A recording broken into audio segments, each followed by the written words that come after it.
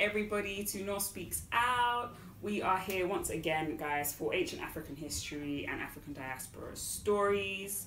And so this is our first Diaspora Stories, guys. I'm really excited. And for the first episode, for the first part of this series, I thought what better person to interview and to talk about her experience moving from Uganda and coming to the UK, but my mum. So that's, you might have noticed a resemblance going on over here, guys. Say hi to Mum. Hi everyone. Hello. Hello. Agandi. Oh, okay. Yes. So, Mum, introduce yourself. Tell the people who you are. Oh yes, as you can see, I'm just a mom, as I've been called. You know, almost 60, 59-ish, and 6 kids and grandchildren. How many I don't know. There are many of them, but as you can see, I'm still looking cute anyway. So Wow. Yeah, and I thank That's God. And I thank God for that, because with Him all things are possible. Yeah. And Yeah. still So looking nice, cute. nice to be interviewed by my daughter. Oh, very nice. That was a nice introduction. Well done. I'm impressed. Yes. Yeah. Okay, let's jump right into it then. So, can you tell us when you came from? So, what year? Years enough. When you came to Uganda, to the UK from Uganda, and just tell us a little bit of the background story, why you came, and what was your reason for leaving your home country. I came in this country, which was 1990. That was in August, early August, and obviously the reason why I came, it was I think to better myself, or to better my family. And not only that, I came because obviously Noreen, as you know, your dad was already here, so for him, he came first, you know. And obviously before he left the country, we had this agreement saying, you know, to do well, really we need to go to experience outside from, you know, what we are doing back home in Uganda, which was so difficult, and you know, so in terms of business, what we are doing, and which was not really well. So we made that decision. He comes first, and then obviously after he has spent 1 year here, so he sent for me, and obviously at that time, he had left me with 2 small kids and heavily pregnant. So that's why, you know, we said, let's go. We hear UK is, you know, American honey world, so let's go and experience that. So there was too much expectation of, you know, making this brand. You know, it was, you know, we never thought that we'd make it, but really God help us, and we made it. We made it to be as I don't know, I'm still here. So let's just go back a little bit. So in Uganda, you're not in Kampala. This was in. No, that was in Jinja, which is in Busoga. Yeah. So. What were the businesses what were you doing in Uganda before you came? Oh, I've done a lot of business before I came in Uganda, because I spent at least 8 years in Jinja, whereby I sell. There was a lot of stuff I did. And from fishnet, hardware, all those things have been. So when it comes to business, you know, I'm good at, you know, all these things because I've experienced, you know. And obviously it was so difficult. Obviously back home, what they call okuyiya, that's in Uganda, you know, they use the word okuyiya. You have to find a way to survive and to feed your family, first of all, to pay the rent, you know. And obviously your dad, before he came, he was working with Uganda Nairo breweries, and obviously, which was also because I ended up, you know, like we are trading I get beer from the Nairo breweries, and then we sell it outside there. So we are trying, you know, survive like any African person would do. So we are surviving. So, and obviously that's why I said that was really not enough. We don't see the future in it really. Okay. So that's the decision why we just said, let's go and see what is there. You know, American honey world. Let's just go. Investigate. Yes. Okay. And so in terms of like what your like vision was for coming, you weren't coming to the UK to necessarily to stay, but what was your plan in terms of whether it was to come for a couple of years or maybe come for a year and then maybe go back? No. What was the plan? A year, I don't think was ideal because obviously your dad just had already spent a year here. Oh, yeah. When he sent for us to join him, we know, but we never thought actually it would take more than 5 years. We thought actually if we were both of us there, we would have just, you know, make as much, you know, and come back. Trust me, we'd, you know, I'd have my country, you know. So I just thought we just go, make it, and we pack our bags and come back home. Yeah, but then after 30 years, I'm still here. Yeah, but in a nice way. But you know, yeah, it's fine. It's fine being here because look at me. You know, I have all, you know, my kids, all of them. You know, they're just here grown up. You know, seeing my grandchildren. You know, I can't complain really that I'm still around, but yeah, I'm still here. Yes. All the plans didn't work out the way it was planned. So. Okay. So what were some of the difficulties then that you faced, and what were some of the things that have kept you here for longer than that 5-year time that you had in mind originally when you came? Yeah, because obviously, as I said, obviously we thought, you know, this was the land of milk and honey, but wasn't really. Other than there was milk, because I remember actually there was milk for children, you know. So at least we got milk on. We miss out honey, but we got milk. Milk was provided by the government, which was good. But yeah. Obviously that you reach here, you know, the expectation, obviously the things we don't think when we are young, you know, because obviously that we are coming in the country that you have no any person. Those are the things I never thought about it, you know. I just, you know, when I came in this country, I'm reaching here. This is supposed to, you know, is an unknown journey. The person I know is my husband, you know. So you reach here in this country whereby there is no other relatives, and then you have to get to know you know, even the roads, to understand the place you are staying, and if you leave that place, even to come back was not that easy. You find it, oh my dear Lord. And what I found was when it comes, you know, people around here, it was strange thing. You don't even stop someone to ask them direction.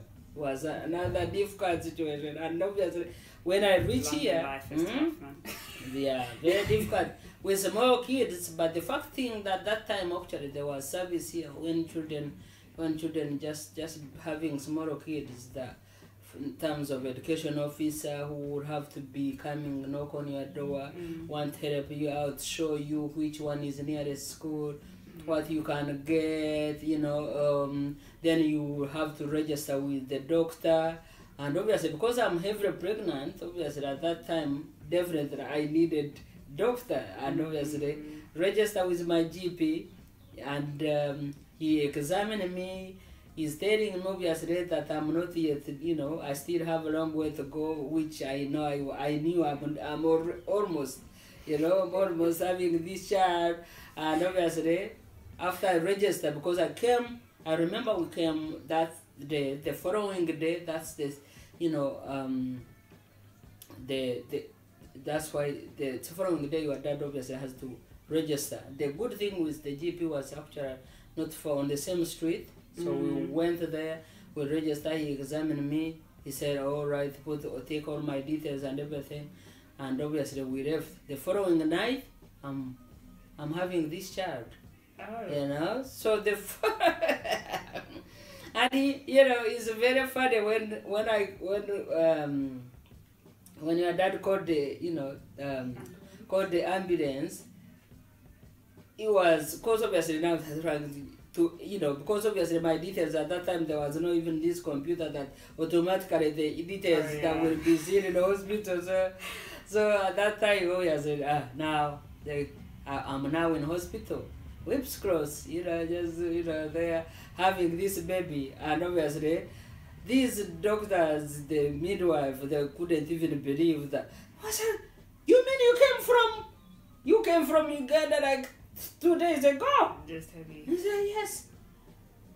How did you pass? Because you are nearly having this baby on. How you got through? I don't even know. But yeah, but it happened. Obviously, I just had my baby, and my GP couldn't even believe that I had a baby when we took you to the doctor. I just had a baby. He said, "What? But you?" And I said, "Look, I told you I was just." Yeah, and there you are, huh? Yeah. And Mason, now you are born at that day, so we thank God. It was difficult, but there you are. Okay, so the difficulties then you would say for the most part were lack of family that you had around, but that was kind of made a little bit not better, but you at least had the help of like the government and sort of local authorities and the help that you get because you had children, and so that sort of made things a little bit more comfortable, I guess, even though you didn't have like many family members. I'm just actually now I remember actually we had the first accommodation. We had actually a good neighbor. She was even a child minder because when she saw the kids, obviously I think she was the one who refers us. She was a good woman. She didn't even know us, but the fact there was kids involved, she was the one actually I think people know.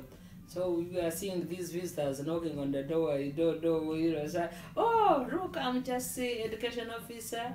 We just had these kids here, So obviously, that's how, now obviously we are starting now to see these strangers who become now our people, getting gone, but obviously they are doing their jobs and we're going to be our friends. But eventually we met friends later on, it was very strange, even how you meet someone if you really find someone, whoever is an African person, they become your obviously. Yeah, so we survived, that was something obviously just actually back home, even though you don't even have relative around you, the next door is like, it takes the whole village to raise children, but here, you are actually, if you are a parent, you are on your own, But obviously at that time, obviously we found school where, Pete and Fiona has to go, so, and that kind of movement, I would just be, taking you to take them at school to bring them home, bring them back home. That's exactly my first time to meet Ugandan family who, she's also just been in this country not for a long time, Aunt Anna. Oh. Yeah, and obviously she has smaller kids like me, 2 boys, and obviously she just sort of said, "From Uganda, yes." "Oh, you from Uganda?" "Yes." No. So obviously, and she was living the second street where we lived, St. Andrews, and then we start from there, Now obviously you are actually looking forward to take the kids to school to meet this person, just so you can bump into Ugandans and stuff. Yeah. That's how we started here, whereby, Silver, obviously your dad has to, is working. So you are just there, So your children actually, for me, my kids obviously become your family, Other than, so when they go school, you are kind. But I was never on, of course, obviously I'm blessed. you know, you are the baby now. I'm there. You are. We at home. We take Peter at school, and Viola we went back and get them, and then so that's how we started being in this country, and yeah. Was there anything else then that you found to be a bit of a struggle when you came? Food-wise, you know, this is me, Uganda, and I just want to find some matoke, and whatever the shop was there, you can't find anything, you know. And then, you know, when I found someone obviously introduced me to this green banana from Jamaica, which were so hard, you know, you just boil it, it's very hard, and obviously, but then you have no alternative. You have no alternative. That's what it was so difficult when it comes to food, because even maize or posho, to find it was so difficult. So that was food wise was just saying, he said, I need to go back. So you were hungry, basically. Yeah, so okay, anything else? Language. Language, obviously, for us, you come just from Uganda, even the people you want to communicate, you can't communicate. You have this language barrier that you can't communicate.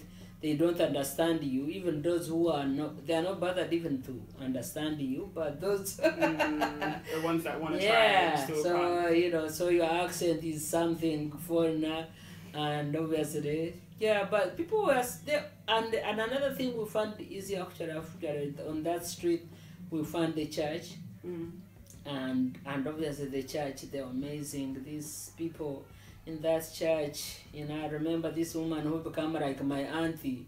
You know, she was just an amazing woman who cared, you know. So not only that she cared my family, but even my friend Aunt Anna's family, you know, she was, you know, church were amazing place to, you know, to welcome us. Okay, good.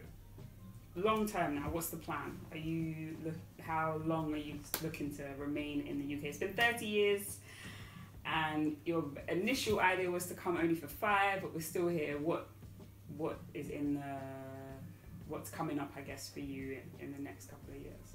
Next couple of years, I don't know if it wasn't Corona.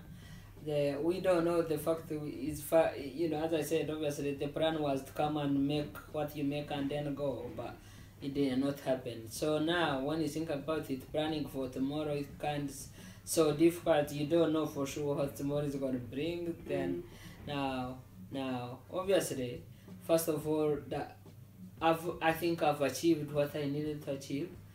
You know, not only that, I got all, you know, the kids, you know, all of you grown up, have your education.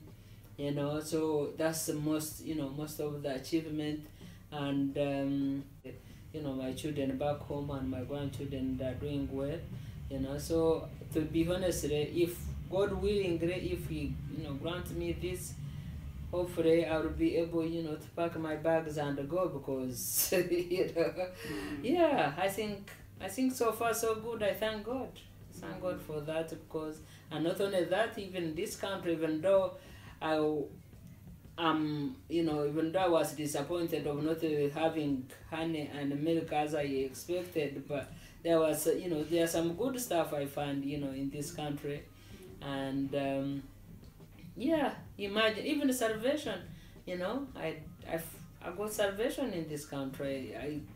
I get on, you know, my church, my people here, you know, it's amazing.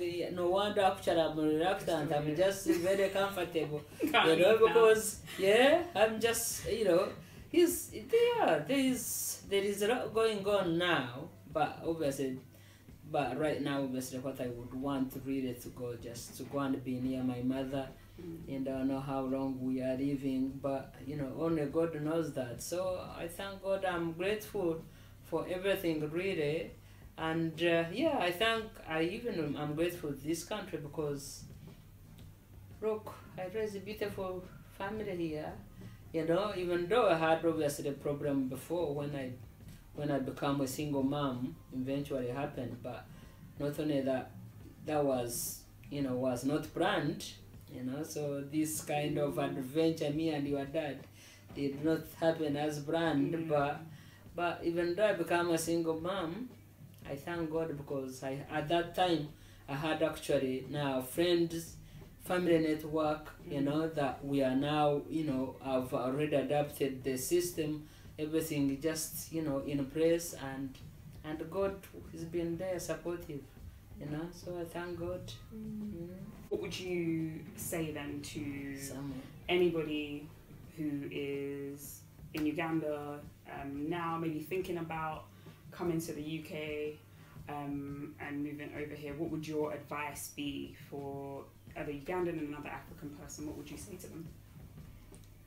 I'm not sure. I don't want to discourage someone who's thinking, obviously, like I used to think about milk and honey in this country, but it's not here anymore. So obviously, that either because, for example, a nation like Uganda, when I left that time, was not much great. But right now, I think that if we are in Uganda, you can do much better than you'd thinking of coming here. So I wouldn't encourage anyone to really come here. It's no longer American honey, and it never was anyway in the first place. So please just be happy what you have, and obviously the as I said before, the issue I had or difficulties was no family.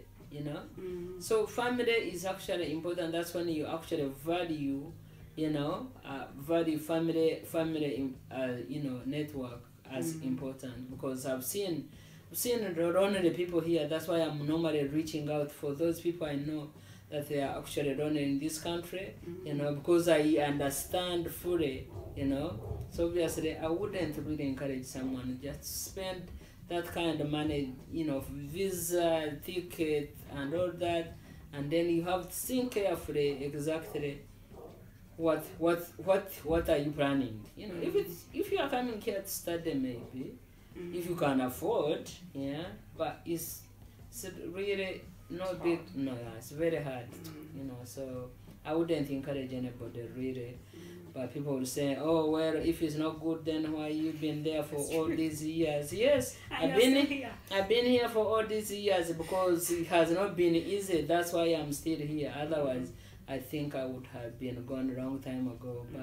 But now, as I said before, God willing, I will just pack my bags and go home.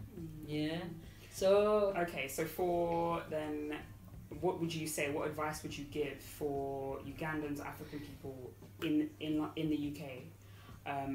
What would you say to them? What would your advice be? We have a say back on what I said actually. You don't need to work hard. You need to work smart. Yeah, smart, because you work smart. You try to do a little project back home. That obviously knowing that, when things become harder, I could just fly and go back. Something. At least you have something to start with. Okay. You have left some. You have done something. Otherwise, life is not that great. It can be harder and harder, and especially when you have nothing actually to go back to. So I would encourage anyone who is here, just work smart. Yeah. Think, plan something, go back and visit and see how it is there, get friends, get family friends, and at least we don't have much people we trust these days, but the fact you can find someone, and now obviously we have even this organization where they are there to support people like us in diaspora. So just work smart, think and focus. That was nice. Okay, well done. That was good. You're welcome. Okay, Koki, thank you very much for spending time and talking to us today. So that was our first episode of Diaspora Stories with my mum. And so thank you again, Mum, for coming on the YouTube with me today. We appreciate your advice and your story and your experiences, and thank you for sharing them with us. And so, guys, that's it from us over here. And I haven't spoken this time, but Mum has spoken, and as always, we're asking you, Wahura, Wahura. which means are you listening? God bless.